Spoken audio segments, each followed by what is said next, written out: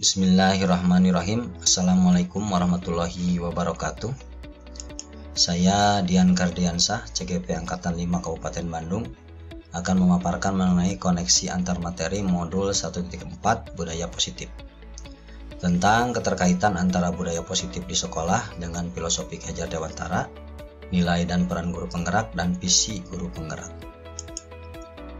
Menurut Ki Hajar Dewantara, pendidikan itu bertujuan untuk menuntun segala kodrat yang ada pada murid agar mereka dapat mencapai keselamatan dan kebahagiaan yang setinggi-tingginya, baik sebagai manusia maupun sebagai anggota masyarakat. Guru diibaratkan sebagai seorang petani yang harus merawat benih atau murid agar tumbuh dan berkembang sesuai potensinya masing-masing. Di masa sekarang, pemerintah menjabarkan tujuan pendidikan itu dalam profil pelajar Pancasila, yaitu mewujudkan murid yang beriman, bertakwa kepada Tuhan Yang Maha Esa dan berakhlak mulia, mandiri, bernalar kritis, bergotong royong, kreatif, dan berkebinekaan global. Untuk mewujudkan filosofi pendidikan Ki Hajar Dewantara dan profil pelajar Pancasila tersebut, dalam diri seorang guru penggerak harus tertanam nilai-nilai guru penggerak, yaitu nilai berpihak pada murid, mandiri, refleksi, kolaboratif, dan inovatif. Juga harus dapat menjalankan dengan baik perannya sebagai guru penggerak, yaitu peran menjadi pemimpin pembelajaran, mewujudkan pemimpinan murid, mendorong kolaborasi, menjadi coach bagi guru lain, dan menggerakkan komunitas praktisi. Serta guru penggerak harus dapat membuat sebuah visi guru penggerak yang terlahir dari pemahaman terhadap filosofi pendidikan Ki Hajar Dewantara dan nilai-nilai serta peran guru penggerak yang bisa memberi semangat, menggerakkan hati, dan memompa energi sebagai pedoman.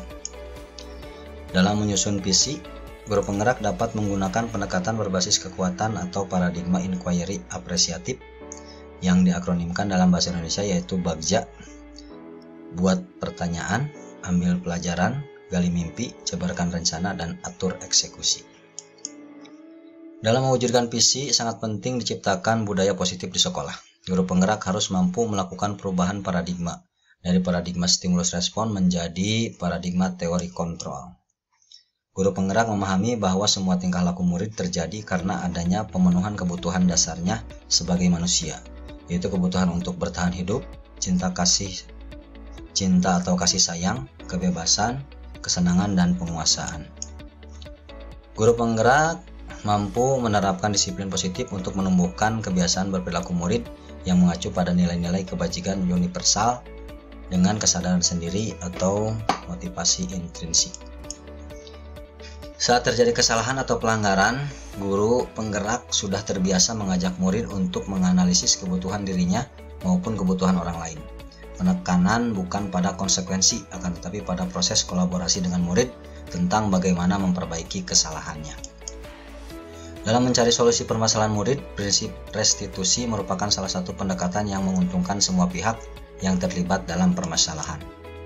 Dalam prinsip restitusi, murid diajak belajar dari kesalahan, melihat ke dalam diri, memperbaiki hubungan, dan mengembalikan murid yang bermasalah ke kelompoknya. Untuk refleksi, yang pertama, sekolah sebagai taman atau kebun para murid harus dipersiapkan sedemikian rupa sehingga memiliki unsur hara atau budaya positif yang mendukung pertumbuhan karakter siswa secara optimal sesuai kodratnya.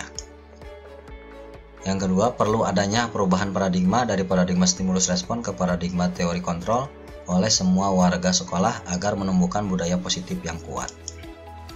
Yang ketiga, dengan adanya budaya positif, semua pihak bisa bersinergi dalam penanganan masalah murid sehingga mewujudkan murid yang memiliki profil pelajar Pancasila, bukanlah angan-angan semata.